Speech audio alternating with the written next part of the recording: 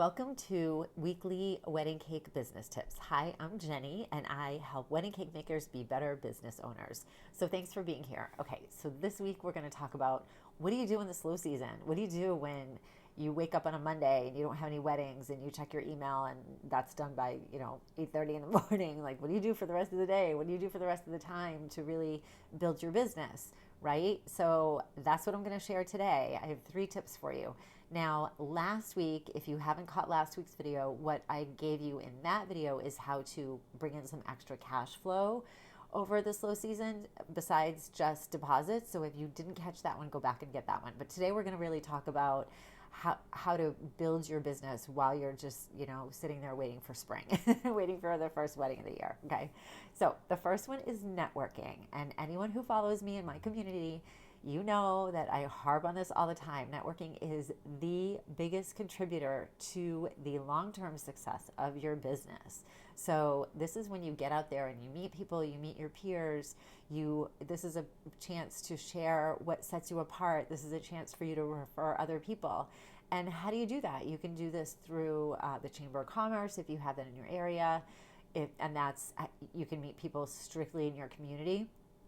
But if you want to go to just events, which this is what I really recommend, look for maybe a NACE meeting, which is NACE, or WIPA, which is WIPA, or ILEA, ILEA. And these are event-focused organizations that are meant to help you refer each other.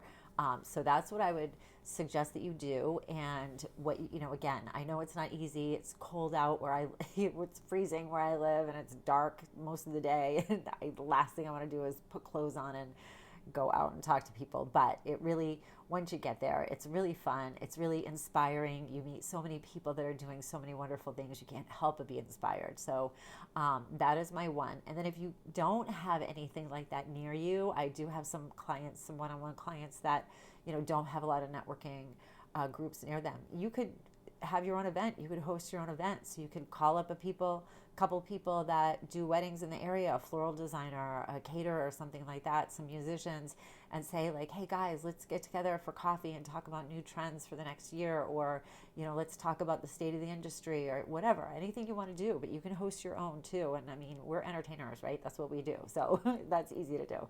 So that's my number one, networking. Okay. Number 2 is get in the kitchen and practice some new flavors.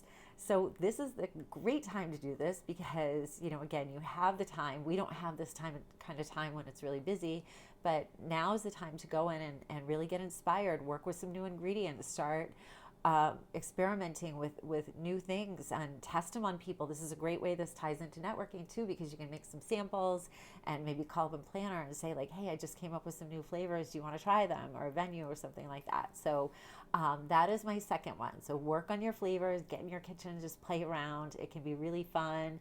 It's a great way to, just get creative. And that's how we all started, right? Is by doing things like that. So that is my second one. And then my third is to start working on some new display cakes, some new designs. So if you have some designs that maybe you did over 2025 or before that, and you want to do more of those designs and attract clients that want those designs, you can make up some dummy cakes, and you can buy styrofoam off Amazon.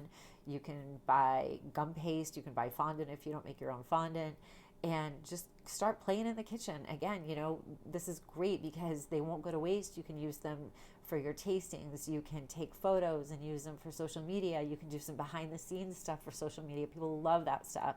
And this is a time for you to really get creative, come up with your own unique original designs. You can learn a new technique. Maybe you've always wanted to learn how to make wafer paper flowers. You can go on YouTube and start taking 1,000 tutorials. You can fill your whole year with that. I mean, there's so many out there. There's a lot of tutorials on on hand painting and palette painting and doing buttercream flowers and things like that. I should probably take one of those. I'm terrible at buttercream flowers, but anything like that you can start practicing in your kitchen, and just take photos of every single aspect of it that you're doing, people love seeing that stuff. And that's going to be a great thing. It's going to give you content for your social media.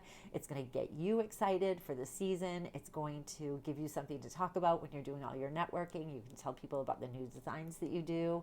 When people ask you what makes you special, you'll be able to say something like that you're working on. I mean, this all ties in together, and this really is a great way to utilize this time in your business while we're just sitting there waiting around for the perfect email to come through so that we can set up tastings. There's a lot more to the slow season than that. If you're only doing wedding cakes, I only do wedding cakes, so that's what I focus on. Okay, so those are your 3 tips.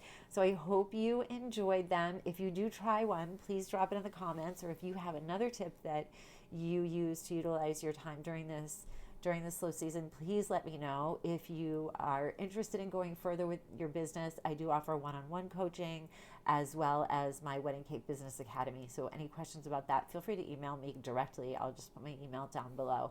And if you have any other topics you want me to cover, go ahead and drop it in the comments. I love talking about this stuff. I could do this all day. So just let me know that. All right. So we will see you next week. Thanks again for being here. Bye.